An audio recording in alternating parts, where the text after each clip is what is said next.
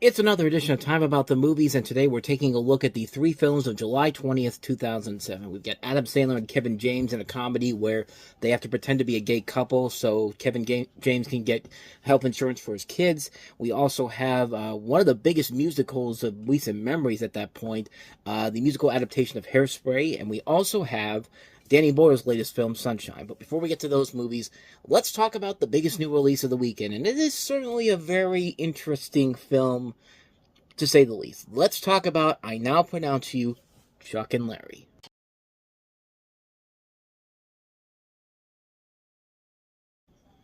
My God, this movie has a wide range of thoughts for me. Um, it's not a bad idea, but at the same time, this is one of those movies that, you know, started off as something pretty promising, but then, Adam Sandler and his buddies came in and completely ruined it. No joke. This is a film written by Alexander Payne and Jim Taylor, the guys who did Sideways. And then, Adam Sandler and his buddies came on board and basically kind of ruined that. This whole movie was supposed to be very, very different. Back in 1999, this movie was actually made with Tom Shadyac, the guy who did Bruce Almighty and Evan Almighty, as the producer of it. And it was supposed to have Nicolas Cage and Will Smith as the two leads in it, with Shadyac directing it.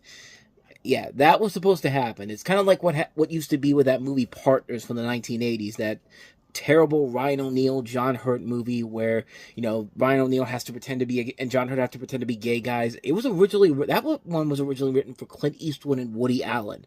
And the only reason they didn't do it was because both of them had to agree to work on it. Like Clint Eastwood said, I'll only do it if Woody will do it, and Woody said the same thing about Clint. They didn't agree to it, and so the film never got made that way. And we eventually got the Ryan O'Neal, John Hurt movie that we got. This is pretty much the same thing that happened here, because, yeah, this film took a radically different turn once Adam Sandler and his buddies came on board this film. You have Chuck and Larry, who are two New York City firefighters who pretend to be a gay couple in order to ensure one of their children can receive health care. However, things worsen when an agent, played by Steve Buscemi, decides to verify their story. In addition, you have Jessica Biel playing their lawyer. Ving Rhames is one of the firefighters. Dan Aykroyd is also in the movie as the fire chief. And yeah, it's not a bad concept. I mean, it's not a bad idea overall. But like I said, it's a film that once you bring in Adam Sandler and his Happy Madison crew, it takes a really good idea and just butchers it completely to the lowest common denominator possible. And at times, there are moments where it does work. I like the chemistry between Adam Sandler and Kevin James. There's a great scene towards the end of the movie where, they're in court and they have to defend their partnership, and they talk about how they feel about each other, and it's a really good, heartfelt scene. But unfortunately, the movie doesn't have a whole lot of those, and we've got predictable jokes, predictable offensive jokes. Like the gay jokes in here aren't the most offensive thing. You got Rob Schneider as what was he supposed to be, like an Asian? Was he supposed to be like an Asian priest or something? Japanese priest? Morris Takashi. Again, I need to do some research on this. He was supposed to be an Asian priest, but still, Rob Schneider's not Asian. You got David Spade as a transvestite groupie. You've got all these different people in this movie where sometimes it could be funny, but it's not. I think the only one time in the movie where I thought the jokes actually did work was one scene very early on in the movie where, there's an accident, and, Kevin James and Adam Sandler get involved in it when they're trying to put this fire on, and one of the pieces of wood breaks down, and so when they get to the hospital, Adam Sandler is being taken care of by one of the doctors, whose name is literally Dr. Honey. And, she gets offended by that at first, but then later on in the movie, because, Adam Sandler's character is a womanizer, and he's got all these women, he's got all these hooter girls at his house one night, and one of the other girls he has is the doctor, who's now wearing the sexy lingerie, and, she was offended at first, but then whatever Adam Sandler said to her, it worked, and it does actually lead to a pretty good bit of dialogue between him and her and Kevin James, where she sees Kevin James just like, "Oh, Larry, how are you feeling?" Like she goes back to being the doctor again. It's just like stuff like that does work. I would have liked it better if it wasn't immediately right after the first time we see her. Like like back in Big Daddy, like the big thing about Christy Swanson's character in that movie is that she works at Hooters, and it's a joke they kind of build up throughout the course of the movie. Like she talks about it every couple, at least once in a while, whenever we see her on screen, and then at the end of the movie, we find out that yeah, we see her at Hooters, and that leads to the kind of the end of that joke in general. But they took their time with that, letting it sit there in the beginning of the movie, and then just seeing if it's going to come back again at the end is towards the end of the movie. Here, it literally happens with a span of like 10 minutes after they first reveal it, and it's a funny bit. It's one of the few funny bits of dialogue in the movie, but like I said, it's very, very quick. Like you gotta build that up here. And other than that, though, the jokes in here are very predictable and very, very bland. Like you get like Jessica Biel in this movie is supposed to be this lawyer, but she's playing it way too dumb. Like she knows, like she doesn't want to admit it. She won't admit it in the movie, but early on, but you just get the feeling that she knows that these two are BSing her with this whole idea that they're a gay couple. And I mean, it's like she's playing along with it, but like even so, it's just like everybody in this movie is besides Adam Sandler and Kevin James are stupid. Like the whole like everything about the movie just doesn't work. Once in a while, there's a good joke or a good scene here and there, but it's very few and far between. And it really is a film that I can't really recommend by any means necessary because it's not that good of a movie. It's a really bad film overall, and it just doesn't really work as a whole. And it's a shame because the funny thing is that Adam Sandler and Kevin James, like I said, I like their chemistry. I like the scenes they have together. They do work off each other very well here. But I just wish they had something funny to do instead of just going with the same predictable, lackluster, offensive. Let's be offensive for the sake of being offensive comedy without actually being funny about it. And it just doesn't work as a whole, and it really did let me down after I finally watched it again. And it's just like, yeah, this thing doesn't hold up. Almost 20 years later. This is still pretty bad overall. Like I said, it's a disappointment. I was expecting a lot more from it. I thought maybe time had passed and maybe it actually would hold up better. It simply does not. It's a shame because, like I said, there's pieces where it could work, but it just falls into the predictable bad Adam Sandler comedy territory. And he's done so much better stuff than this, and this just wasn't worth it in the end. So yeah, that's a hard skip on I Now Pronounce You Chuck and Larry, unfortunately. So with that said, though, let's get to the best movie of the week overall, and that is the musical Hairspray.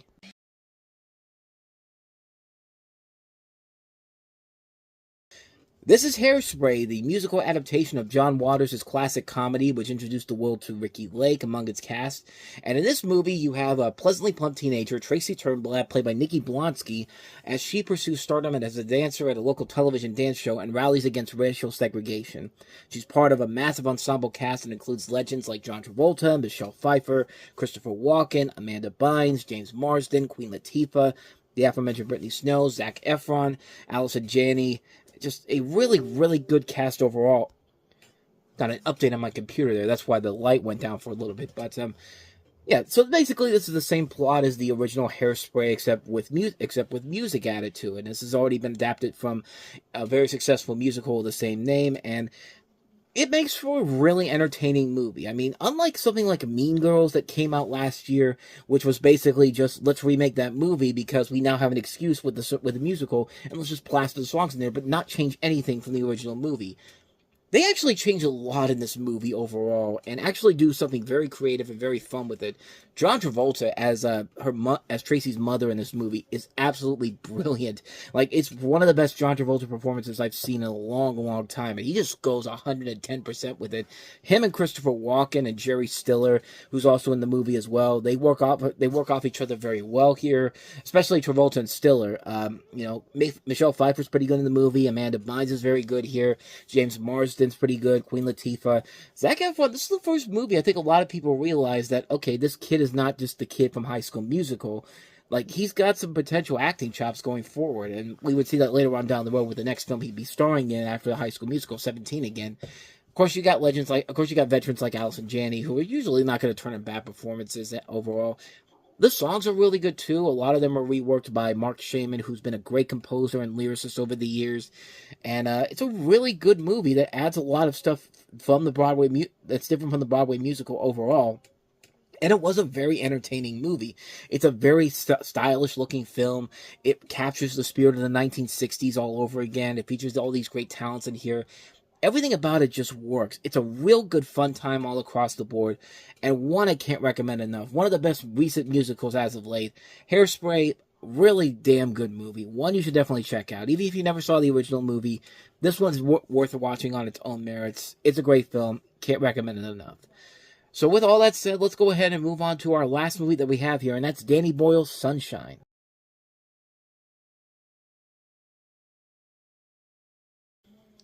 Once again, Danny Boyle doing something that's not just the same genre over and over again. I mean, the last three films this guy has done, we had a teen drama with The Beach, then we had a zombie movie with 28 Days Later, and then a family film with Millions, and now we have a science fiction psychological thriller with Sunshine. In this one, you have a story that takes place in the year 2057, so about 32 years from now, this is going to take place. So keep your eyes and ears on that, folks. Where a group of astronauts aboard the Icarus II are sent on a dangerous mission to reignite the dying sun. They have a cast here that includes Cillian Murphy from 28 Days Later, Chris Evans, Rose Byrne, Michelle Yeoh, Cliff Curtis, Troy Garrity, Hiroko Sanada, Benedict Wong, and Mark Strong. And this was a film that did not do very well at the box office, but it's Danny Boyle and Alex Garland working together. I mean, these are the same guys that brought 28 Days Later together, and that was a great movie overall. I really enjoyed the hell out of this movie. From a technical level, it looks incredible. From an acting level, Cillian Murphy really does show the future that he has going forward, as he eventually would become an Oscar winner with Oppenheimer.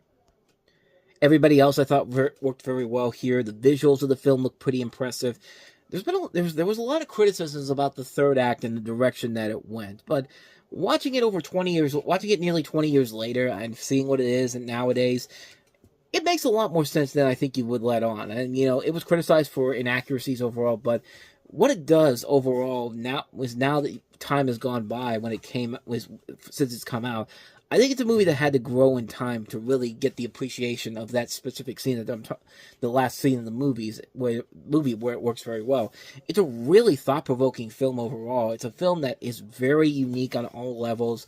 It really does keep you on the edge of your seat, and it just goes to show you what good Danny Boyle can do with all these different genres, because we've talked about so many other different genres that this guy has done, and here's another one where he takes on something he hasn't done before, and he makes something incredible out of it. It's a really great film, definitely one of his more underrated movies in general. I really enjoy the hell out of this movie. I highly recommend checking it out. If you like Danny Boyle's other works, you're going to love this movie a lot. I recommend Sunshine. It's definitely a worth watcher. A worth watcher. That's a new one. It's like the Wheel of Fortune ads from the 1980s. I'm a worth watcher. I'm a worth watcher every day. I apologize for everything every time I do that, but what I'm saying is that Sunshine is worth watching. With all of that said now, that's my cue to get the hell on out of here. That's the end of this episode of Time About the Movies. But coming up next time around, we have a weekend which features a movie that, this was my most anticipated movie of the year. You can keep your Spider-Mans, you can keep your Shrek, you can keep your Transformers, your Pirates of the Caribbean. The Simpsons movie all the way, baby. That was the movie I was most looking forward to that summer. And I went to see it 8 times in the theater. And does it hold up after all these years later? Well, we'll find out next time around. We'll also take a look at Catherine Zeta-Jones and Aaron Eckhart in the second movie of the year in the summer about, chefs, this time not featuring a rat, No Reservations. It's also got Abigail Breslin in it. The movie that killed Lindsay Lohan's acting career. I will go to the depths to say that this is the film that actually literally was the one that killed it. The infamous I Know Who Killed Me. How fitting. And then I guess the attempt to make a black Caddyshack, Who's Your Caddy? And needless to say, that didn't work out very well. But we have a packed show coming your way next time around. That'll be coming up tomorrow, so be on the lookout for that. Now, with all of that said, though, thank you so much for watching and enduring this craziness I've gone through in the last couple of minutes. But if you like this, if you're that sick person that likes this and want to see more videos like this, please go ahead, hit that like button, hit the subscribe button, and also don't forget to hit the notification button. Also, check out our playlist and check out the last episode I did. And also, don't forget to hit that bell, because we do post new videos here every day, so that's when you get updates on when they come out. So with all of that said, I'm getting out of here. It's been a long day for me. I'll see you guys next time. Thanks for watching. I'll see you next time. Until then, take care.